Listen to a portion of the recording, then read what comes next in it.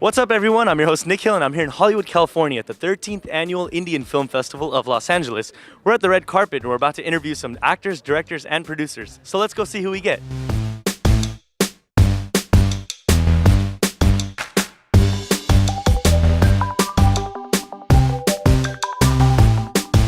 We had a Q&A session, and I think it was really good because there were some really insightful questions, and you often make a film, and especially when it's a bit layered, you wonder whether people will get it at all. And I think there was a very discerning audience, and a lot of people did like it, and that was really good to watch. And it's always nice to see people who like your film. Tell us a little bit about Italy.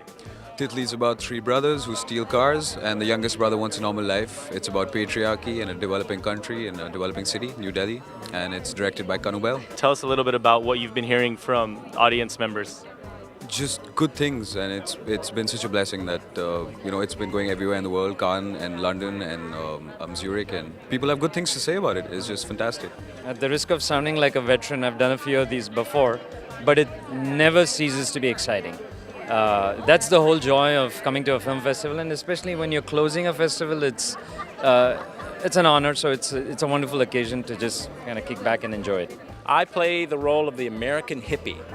And so I get to, in the film, I'm traveling across Rajasthan on a peace walk or hike, and I pass out, and the two lead cast members happen upon me, and I beg them for water, basically, and then I give them a candy bar.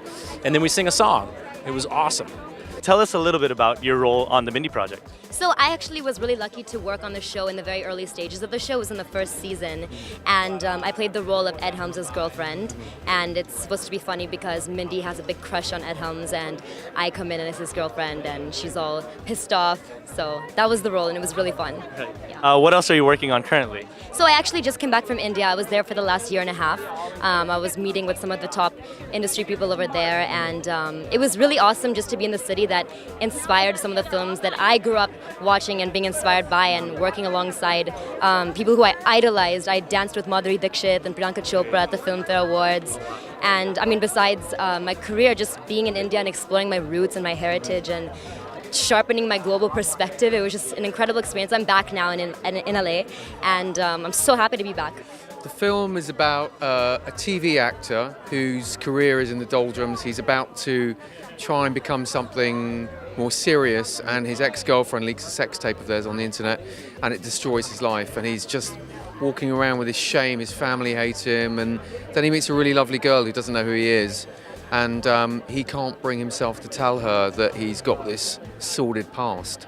And it's a romantic comedy, and it's very silly, and I think it's quite fun. You're probably most known for your role in Tare Zameen Par. Tell us a little bit about that role and how that went about. For me, a lot of people have this role that they save till the end. For me, that saving till the end happened right in the beginning. That role is the one that has defined me, and because I went back to acting after a gap of 10 years.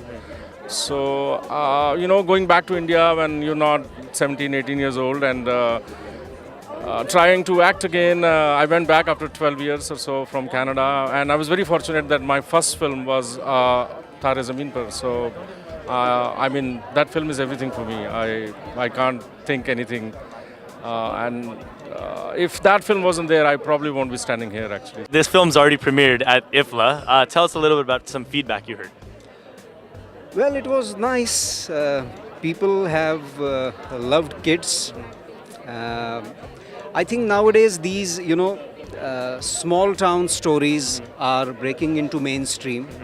And in spite of not having any superstars or, song and dance items in them, people are liking these stories. Be it Elizabeth Ekadashi or, rest of the films which we have watched in this festival, and back home also. So this is a very good sign for Indian cinema, and especially for Marathi cinema, which is making big inroads into national and international scene. What I had expected that mostly I will get to interact with Indian community, but it was really surprising that there was a very diverse audience which has seen my film, and I absolutely enjoyed it. I think it's a very programmer-driven festival where they take lots of effort to put different kind of films together. That's kind of representative of the new generation of Indian filmmakers.